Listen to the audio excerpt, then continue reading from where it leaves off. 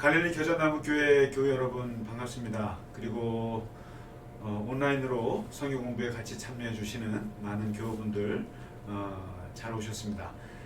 오늘 이제 토라 강의 20강을 우리 시작하도록 하겠습니다.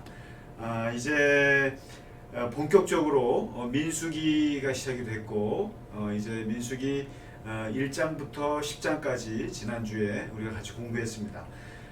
다시 한번 이제 민수기를 정리하자면 민수기는 그 광야에서라는 뜻이 있습니다. 민수기 책 제목이 그리고 이제 1년 정도를 시내산에서 머물던 이스라엘 백성들이 이제 하나님께서 가나안을 향해서 이제 출발을 시키시죠. 그러면서 그 시내산에서 준비했던 이제 하나님의 율법 계명의 말씀 그리고 이제 성막을 이제 계획하고 또 성막을 이제 짓는 것까지 준비가 끝납니다.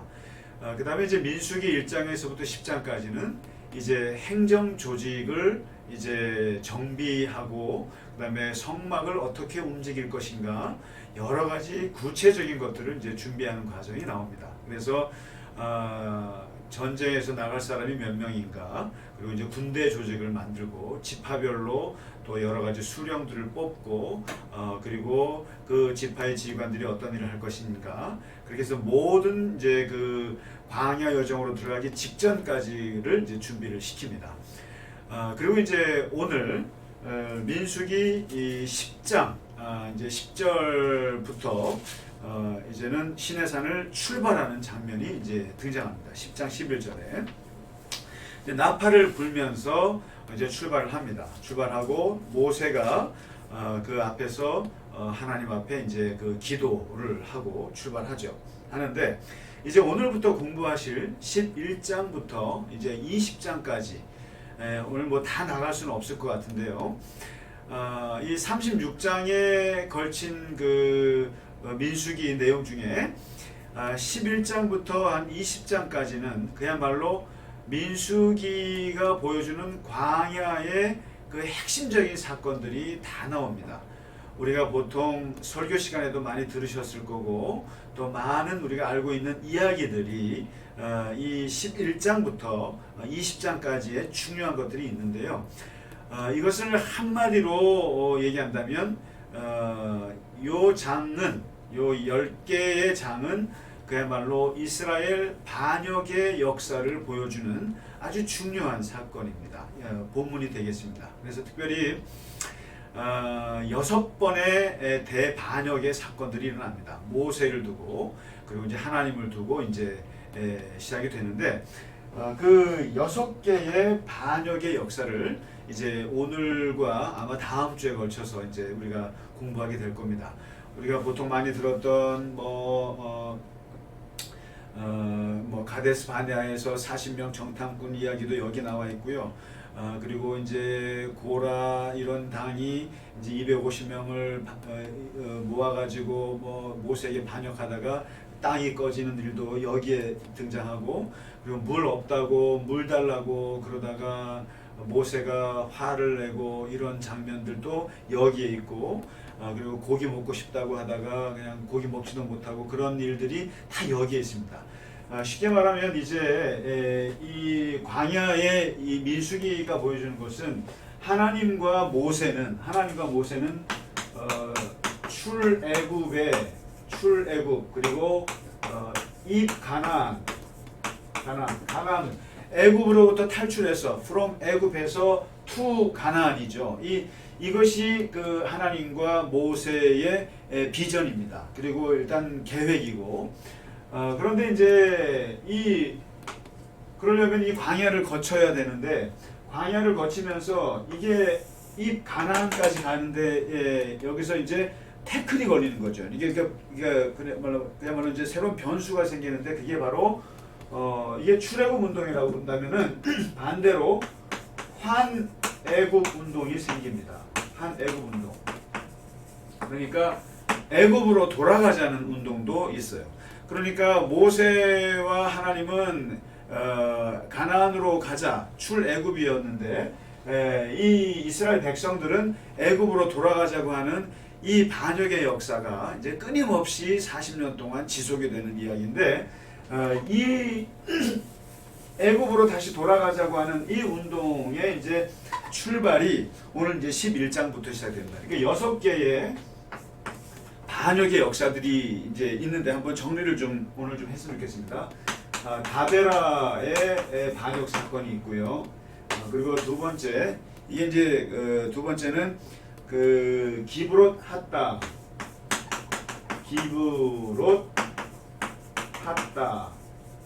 핫다, 그러니까 탐욕의 무덤이라는 뜻입니다. 여기에서의 반역 사건이 있었고, 그 다음에 세 번째 사건이 미리암 누군지 아시죠? 모세의 16살 누이죠. 미리암의 반역.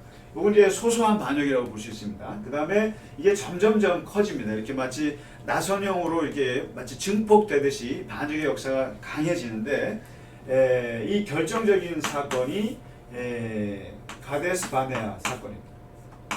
가데스 바네아. 이게 뭐냐면 12명의 정탐꾼을 보냈다가 거기서 그들의 보고를 듣고 이제 그 반역을 하게 되는 중요한 사건입니다. 역사를 바꾼 사건입니다. 이 광야 역사 자체를 바꾼 사건이고요. 그 다음에 이제 점점 조직적으로 레위 지파의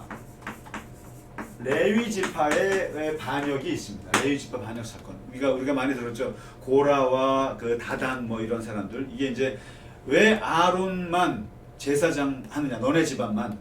레위 지파 안에서도 여러 집안이 있을 거 아닙니까? 다른 레위 지파의 그 가족들이 이제 반역한 굉장히 큰 사건입니다. 레위 지파 반역 사건. 그 다음에 여섯 번째는 무리바 반역 사건이라고 해서 이거는 어떻게 보면 모세를 가나안에 못 들어가게 한 결정적인 모세와 아론이 실수하게 만든 결국 모세를 무너뜨린 그런 그 사건입니다. 아실 겁니다. 그래서 이게 이제 20장에 나오는데 이 1, 2, 3 작은 반역들이 있었고 그 다음에 이게 점점 조직적인 반역들로 이제 이어지는데 오늘은 이제 11장 광야 반역의 역사입니다. 오늘은 이제 11장을 한번 시작할까요? 보면은 이제 출발을 했어요. 출발하자마자 다베라라는 곳에서 거기서 이제 이스라엘 백성들이 원망합니다. 뭐 원망이라는 것은 그 레파토리가 있어요. 옛날이요. 애굽으로 돌아가자. 그때가 좋았다. 그리고 거기가 그 고기를 먹을 수 있었고 그래서 그리고 우리를 왜 여기서 죽게 하느냐. 항상 레파토리가 있었는데 그 원망을 하니까 하나님께서 그 진영의 끝을 불을 태웁니다. 그래서 이제 여기서 사람들이 좀 죽어나가고 그러면서 모세가 기도해서 불을 껐다라고 해서 이것을 다베라라고 합니다. 다베라. 이게 불에 탄다라는 뜻, 불로 태웠다라는 것이죠. 이런 이제 그 작은 그 반역의 사건이 있었고, 그 다음에 이제 두 번째 반역이 바로 아주 그 기브롯 핫다라고 하는 그 이름을 남긴 그 탐욕의 무덤이라는 이름으로 기록되는 사건인데요. 뭐냐면은 이 반역의 역사에 그 누가 이런 그 반역을 이렇게 추동을 하느냐라는 거예요. 누가 추동을 했느냐라고 했더니 이스라엘이 출애굽할 때 여러 잡족들이 따라 나왔다 그랬습니다. 많은 잡족들이 따라 나왔는데 모든 불평과 원망의 시발은 어디서 왔냐면은 다른 인종들이라는 거예요. 그 속에 있었던 잡족들. 그러니까 이스라엘 순수 지파에 소속된 사람들이 아니라 따라왔던 다른 그런 족속의 사람들이 이게 보니까 너무 힘든 거예요. 자유를 얻어서 나왔는데 도대체 먹을 게 없고 물이 없고 마실 게 없고 이런 것들 때문에 이제 여기서 탐욕을 품기 시작합니다. 그러면서 여기서 이 바깥에서 들어온 사람들이 무슨 말을 이제 퍼뜨리기 시작하냐면은 고기를 달라는 거죠. 고기 문제입니다. 육식. 우리에게 고기를 줘라. 애굽에서는 먹지 못했다. 이게 고기 타령을 합니다. 근데 이것이 여러분 아시잖아요. 원망이라는 것이 이게 전염이 됩니다. 그래서 이런 잡족들이 이런 그 소문을 내고 이거 분위기를 잡으니까 이제 이스라엘 모든 사람들에게 다 전염이 돼서 고기 달라고 시위를 하는 거죠. 도대체 근데 이 고기를 달라고 하는 말에 모세는 마음이 무너지는 거예요. 무너지는 거예요. 왜냐하면 적어도 모세는 이스라엘 백성들을 끌고 나올 수 있었지만 여기서 고기를 먹일 수는 없는 거예요. 기껏 지금 제공되고 있는 건 만나예요. 만나. 이거는 식물성 식품이란 말이죠. 그런데 이 만나에 이제 질려버리니까 이제 1년 지났잖아요. 그러니까 고기 맛을 못 본 거예요. 근데 이 고기라고 하는 것은 정말 소를 이게 뭐 몇백 마리를 잡아도 안 되고 양을 엄청, 이걸 어디서 구합니까? 예, 전쟁에서 뺏어와야 되는 것인데, 예, 모세가 마음이 무너지면서 여기 11절에 보시면 모세가 하나님 앞에 완전히 통곡하면서 어머합니다. 내가 이 백성들을 배웠습니까? 내가 낳았습니까? 왜 이렇게 나를 괴롭게 하십니까? 도대체 내가 이것을 어떻게 무슨 수로 먹입니까? 고기를. 그러면서 내가 이 책임이 나는 너무 중요해서 나는 그만두겠습니다 하고 그야말로 하나님께 사표를 던지죠. 그만두겠다고 얘기를 합니다. 여기서 이제 모세의 고민은 이제 두 가지인 겁니다. 뭐냐면 하나는 이 고기를 공급할 자신이 없는 거예요. 본인은 없고, 그 다음에 두 번째, 너무나 많은 일에 지쳤어요. 1년 정도 지나면서. 그러니까 이게 모세가 영적인 지도자지만 모든 재판들을 다 자기가 해야 되잖아요. 그러니까 이 과중한 업무와 여기에 모세가 그냥 지쳐버려서 이제 그냥 슬럼프에 떨어집니다. 고기 달라는 소리에. 이 상황에서 하나님께서 모세를 보니까 이게 모세가 여기서는 거의 지쳐 쓰러질 것 같아요. 너무 힘들어하니까 하나님께서 두 가지의 대책을 세웁니다. 첫 번째 지친 모세를 위해서 하나님께서 대책을 세우기를 조직을 분산해야겠다. 그러니까 70 장로를 세웁니다. 아침부터 밤까지 혼자 모든 재판을 다 하니까 이거는 안 되겠다. 그래서 중요한 것은 모세가 하지만 자잘한 것들은 너의 이 손발이 되어줄 70명의 장로를 세워라. 이제 이겁니다. 그 다음에 두 번째는 고기를 아주 그냥 한 달 내내, 일주일이 아니라 한 달 내내 고기를 먹다가 그냥 질려버리도록 주겠다 하면서 약속하시면서, 이게 어떻게 보면 하나님께서 좀 약간 화가 나신 부분이 있어요. 그런 면에서 메추라기 공급을 해주십니다. 메추라기. 이 생각지도 않은 하나님의 이 이벤트예요. 어떻게 보면 모세의 머릿속에는 그냥 양을 잡고 고기를 잡고 이걸 어디서 구해와야 되잖아요. 그런데 그 바닷가 바람을 불러일으켜서 그 메추라기가 그야말로 이게 닭고기가 날아온 거죠. 닭고기가 하늘에서 날아와서 그냥 땅에 쌓이는 겁니다. 그러니까 이걸 한 달 내내 먹을 만큼 그냥 하나님께 부어주시는 이런 사건인데, 이제 첫 번째 이 70장로를 세우는 걸 보죠.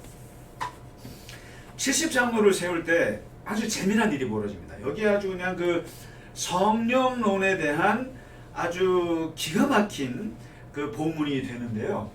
왜냐면 이 70장로를 뽑을 때 그냥 뽑지를 않고 이제 하나님께서 회막을 지정해 놓으시고 거기에 이제 그 지정한 70명의 장로들을 거기에 이제 오라고 합니다. 그러니까 집회를 갖는 거예요. 거기에 모이면 하나님의 영이 임해서 그들에게도 지혜가 생기고 그리고 예언을 할 수 있는 그러한 능력을 모세와 비슷하게 주겠다라는 거예요. 하나님의 영을 이제 부어주는데, 그 날 이게 일시가 있어요. 몇 월 며칠에 오라 이거죠. 그다음에 장소 그러니까 회막에 모여야 되는 거예요. 70명이. 그런데 옛날이나 지금이나 다 사람들 모이라 그러면 항상 지각하거나 결석하는 사람들 있잖아요. 이름까지 나와요. 메단인가? 메단과 엘닷이라고 하는 두 사람이 말이죠. 지각을 했어요. 지각을 하거나 결석을 한 거예요. 빠졌어요. 그러니까 몇 월 며칠 어디 회막에 모여야 되는데 이 엘닷과 메닷은 다른 장소에 있었던 거예요. 그런데 이제 하나님의 영이 임하는 그 이벤트는 이제 이게 시작이 된 거예요. 근데 이상하게 하나님의 영이 70명, 68명에게만 임하지 않고 이 두 사람에게까지 임했다라는 거예요. 그래서 그 장소에 없었고 그날 오지 않았던 이 두 사람에게도 하나님의 성령이 임합니다. 그걸 보고 여기서 문제 제기를 한 사람이 나타납니다. 이거는 불법이다 이거죠. 왜 그 일시에 그 장소에 나타나지 않았던 메닷과 엘닷에게도 하나님의 영이 임했는가? 이것은 불법이요 하고 문제 제기를 한 사람인데 그 사람이 여호수아. 모세보다 40세 아래. 이 여호수아가 그걸 보고 그러니까 이제 모세의 비서인 거예요. 여호수아는. 그러면서 모세에게 얘기합니다. 스승님, 이게 도대체 뭡니까 이게? 어떻게 이 두 사람에게 영이 임할 수 있습니까? 이게 불법입니다. 다시 해야 됩니다. 하고 문제 제기를 하니까 이때 모세가 아주 의미심장한 말을 합니다. 바로 11장 29절에 네가 나를 두고 시기하느냐 이렇게 시기하느냐. 왜? 나는 그의 영을 모든 백성에게 주어서 전부 다 선지자가 되기를 나는 원한다. 이런 얘기합니다. 여기서 이 모세가 갖고 있는 이 놀라운 정신이 뭐냐면 모세를 우리는 이제 앞으로 이거 반역을 보시면 모세가 마치 독재한다고 생각한 거예요. 미리암도 그렇고 레위 지파도 그렇고 이런 고라 같은 이런 사람들도 뭐냐면 왜 너만 하나님의 영 받았냐? 우리도 받지 않았느냐? 이 미리암의 얘기예요. 그다음에 레위 지파도 너네만 하나님의 백성이냐? 너네만 하나님의 종이냐? 우리도 하나님의 종 아니야? 레위 지파니까. 이런 식으로 따져들었어요. 그때 이제 그러니까 모세가 독재하는 것처럼 이제 비춰진 거죠. 근데 정말 자세히 보면 모세는 그럴 마음이 추호도 없는 사람이에요. 보면은 여기 보면 하나님의 영이 70명에게 다 임했단 말이죠. 그러니까 여호수아가 왜 이게 이 결석한 사람들까지 임합니까? 그러니까 모세는 나는 차라리 이 70명뿐만 아니라 모든 사람이 다 영 받았으면 좋겠다. 다 하나님의 영 받아서 그냥 다 선지자가 됐으면 좋겠고 다 그랬으면 좋겠다. 이게 모세의 진짜 심정인 거예요. 그러니까 모세는 무슨 자기가 그 자리에 왕이 돼가지고 독재하고 자기만 하나님의 영을 받고 이런 걸 원하는 사람이 절대 아니었죠. 근데 바로 이 모세의 모든 백성이 성령을 받아서 다 선지자가 되기를 원하노라라고 하는 이 말은 언제 이루어지냐면은 정확하게 예수님 돌아가시고 50일 되던 날 오순절 날 이 간절한 소망이 이루어집니다. 그게 뭐냐면 바로 오순절 성령 강림 사건으로 이루어집니다. 그러니까 성령은 신약에서 오신 것이지만 이 배경은 모세 때부터 하나님의 영이 모든 사람에게, 그러니까 성령의 민주화인 거죠. 그러니까 특정한 사람에게만 임하는 것이 아니라 모든 사람에게 임하는 것을 꿈을 꿨고, 이 모세의 꿈이 누구에게 이어지냐면은 구약의 거의 마지막 선지자라고 할 수 있는 요엘이라는 사람이 있습니다. 요엘 선지자가 하나님의 영이 만 백성에게 임하는 비전을 갖습니다. 만 백성에게. 하나님의 영은 구약에 보면은 왕과 선지자와 또 제사장에게만 임했거든요. 하나님의 특별한 사람에게만 임했던 것인데 모세는 이 모든 사람에게 임하기를 원했고 요엘이 이런 사상을 갖고 있었던 거예요. 그래서 만민에게 영을 부어줄 날이 있는데 그때는 노인이 환상을 보고 젊은이가 비전을 꿈꾸고 이런 날이 올 것이다 라고 이제 예언을 하죠. 근데 그것이 이루어진 것이 오순절 강림 사건에 예수 그리스도의 영이 성령으로 우리에게 나타나셔서 초대교회를 탄생시켰던 그 성령의, 이거는 120명 모두에게 임했잖아요. 그 다음에 예수를 믿는 모든 사람에게 성령이 임하는, 그러니까 특정한 사람에게만 임하지 않고 이제는 모든 사람에게는 성령의 민주화가 되는 그 엄청난 사건이 바로 이 첫 출발이 어떻게 보면 모세의 이 이야기입니다. 그래서 아주 의미심장한 이야기입니다. 나는 모든 사람들이 다 성령 받았으면 좋겠다. 이게 모세의 간절한 마음이었고, 그래서 70명 이 자리에, 그러니까 성령이라고 하는 것은, 하나님의 영이라고 하는 것은 여기서 벌써 모세는 알았던 거예요. 무슨 정해진 날짜에 임하는 게 아니에요. 그 다음에 어떤 특별한 장소에 임하는 게 아니라 이거죠. 다시 말해서 하나님의 영은 교회라고 하는, 아니면 성전, 성막이라고 하는 특정한 장소에만 있는 것이 계신 게 아니라 모든, 이 자리에 참여 안 했잖아요. 결석했다 이 말이죠. 이 사람에게도 하나님의 영은 자유롭게 임하는 것을 모세는 꿈을 꿨고 모세는 경험을 했던 거죠. 그거를 이미 구약에서 이 나오는 겁니다. 그 다음에 이제 두 번째 매출하기 대책은, 하나님께서 매출하기 대책을 이제 보내주셨어요. 그래서 정말 모세로서는 상상하지 못했던 일이, 이제 매출하기가 동풍을 불어서 이제 날아와서 땅에 깔리니까 사람들이 이것은 이제 이게 뭐 몇 미터가 쌓이는 거죠. 그러니까 이제 하루 종일 매출하기를 이제 끌어 모아서 먹기 시작을 합니다. 먹기 시작하는데 문제는 이 고기 맛에 목말랐던 백성들 중에 너무너무 먹고 싶어가지고 이것을 탐욕을 부리는 사람들이 생긴 거예요. 탐욕을. 이 탐욕이라는 게 식탐이겠죠. 아마 안식일 날에도 이걸 가져가서 막 쌓고 했던 것 같아요. 그래서 자세한 내용은 나오진 않아요. 탐욕을 품었다라고 해요. 이걸 보고 하나님께서 그냥 재앙을 내리십니다. 치셔요. 그래서 거기서 사람들이 죽어요. 죽어나갑니다. 그래서 욕심을 낸 백성들 때문에 매출하기를 제대로 맛도 보지 못하고 죽어나갑니다. 그래서 그 죽은 사람들의 무덤을 기브롯 핫다라고 이런 것입니다. 뭐냐면은 탐욕의 무덤이라는 뜻입니다. 참 기가 막힌 사건입니다, 이게. 그러니까 고기 하다가 고기를 하나님께서 주시니까 여기에서 더 탐욕을 내다가 하나님께서 치셔서 제대로 고기도 먹지 못하는 그런 두 번째 반역의 사건이 되겠습니다. 두 번에. 그 다음에 이제 12장에 넘어가서 세 번째, 오늘은 이제 요 작은 반역들 세 가지만 다루도록 하겠습니다. 세 번째는 바로 이 미리암이라고 하는 미리암, 그 다음에 여기에 이제 아론도 같이 공존합니다. 그 이스라엘 광야 40년에 3인방을 꼽으라 그러면 누가 뭐라 그래도 모세, 아론, 미리암이에요.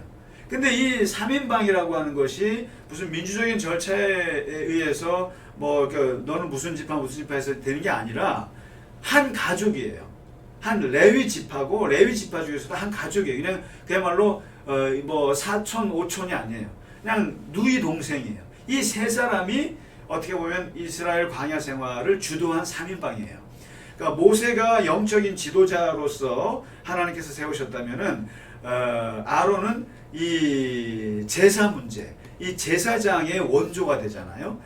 이런 측면을 감당해주고, 미리암은 16살 여성이지만 나름대로 여성의 지도자로서의 그 입지를 탄탄하게 갖고 있었던 사람이라고 보여집니다.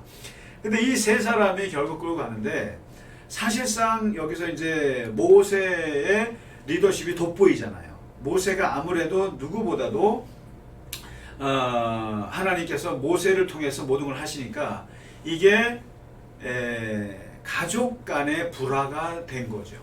가족 간의 불화가 되면서 미리암은 사실상 모세를 어렸을 때 살려준 누이잖아요.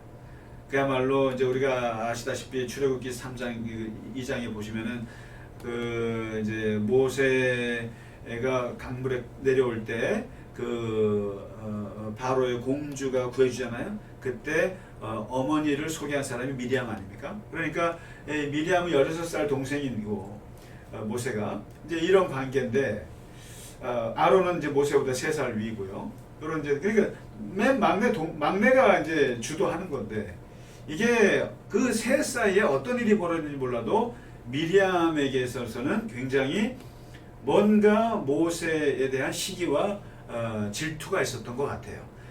그러던 차에 모세에게 흠결이 생겨요. 어떤 이제 약점이 생기는데 뭐냐면은 구스 여인을 취했다라는 거예요. 구스 여인을 취했다. 이게 무슨 말인가? 이게 여러 가지 설이 있어요. 모세가 출애굽기 3장에 보면 누구랑 결혼합니까? 미디안 제사장인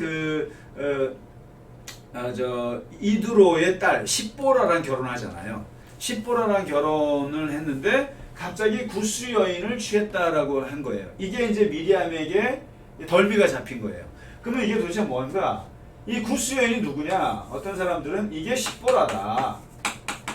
이게 십보라다 라고 말하는 사람도 있고, 아니다. 이 구스 여인은 십보라가 죽고 나서 얻은 이디오피아 여인이다. 이디오피아, 아프리카 쪽 구스 그쪽의 여인일 것이다. 이런 추측이 있고, 또 어떤 사람들은 십보라가 죽지 않았는데도 이런 여인을 얻었다.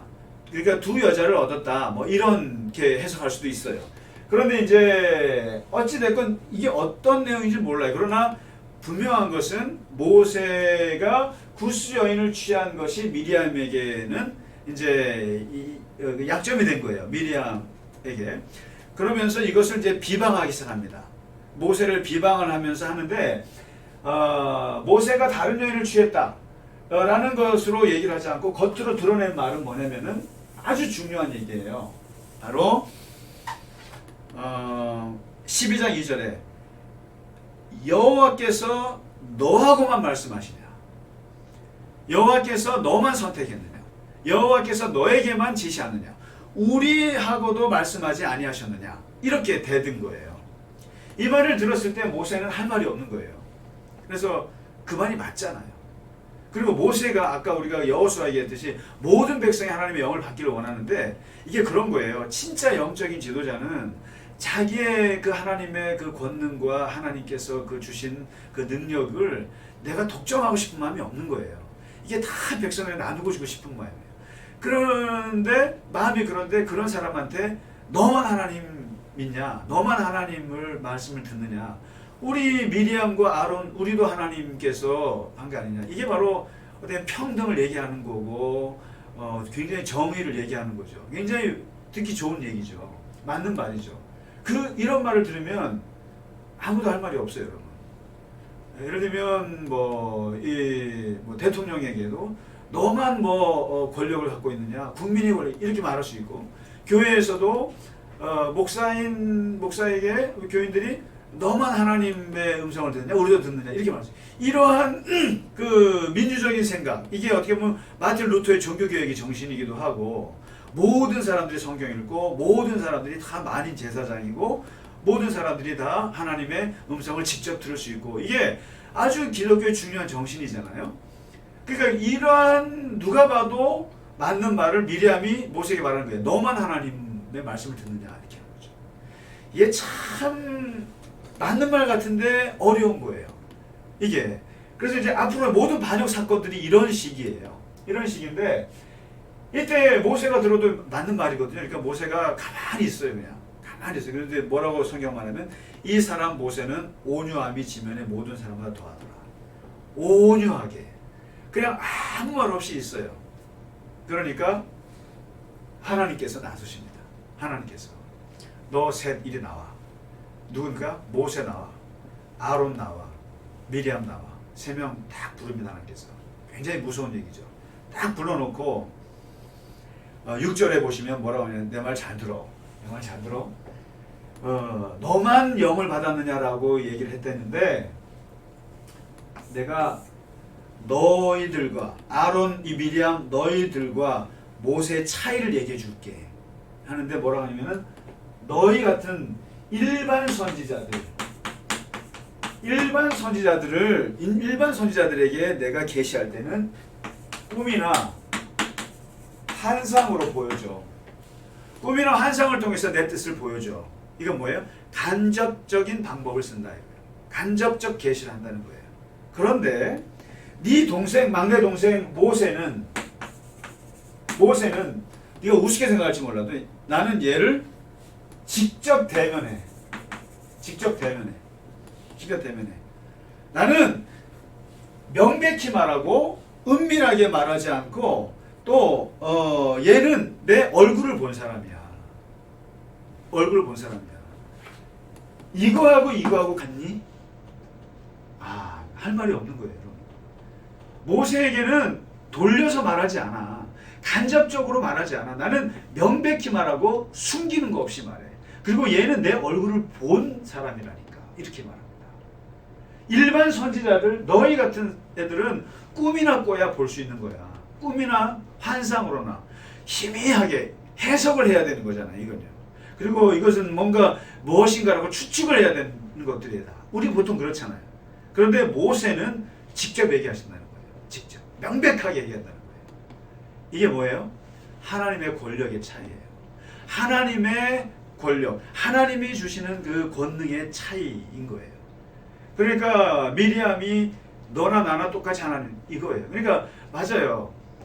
우리가 보통 어떤 서열을 세우고 조직에서 지도자를 세울 때 보통 사람들이 하는 게 너나 나나 똑같다는 거예요. 맞는 말이에요.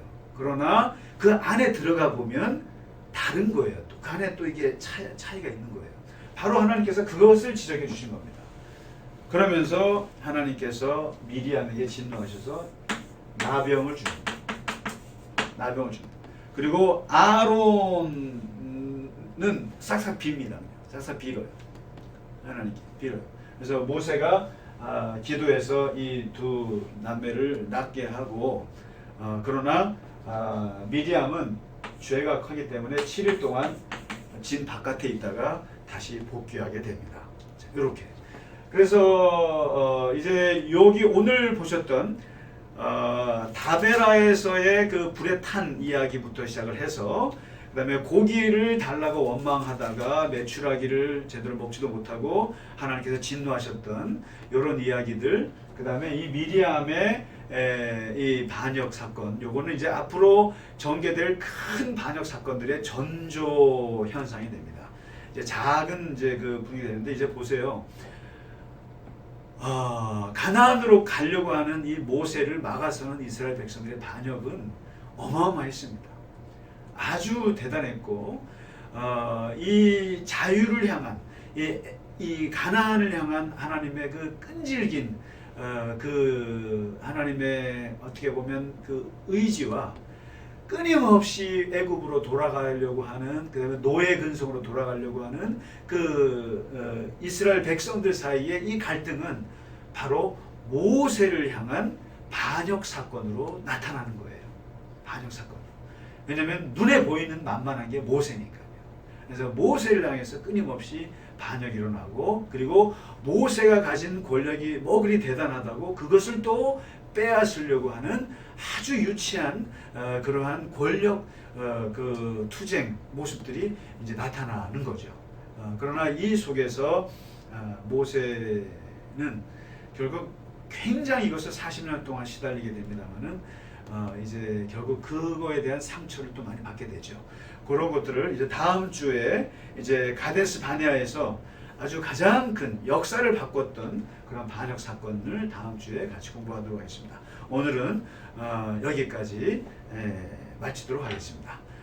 오늘 성경 공부에 함께 해주신 교회 여러분 고생 많으셨습니다. 다음 시간에 뵙도록 하겠습니다. 감사합니다.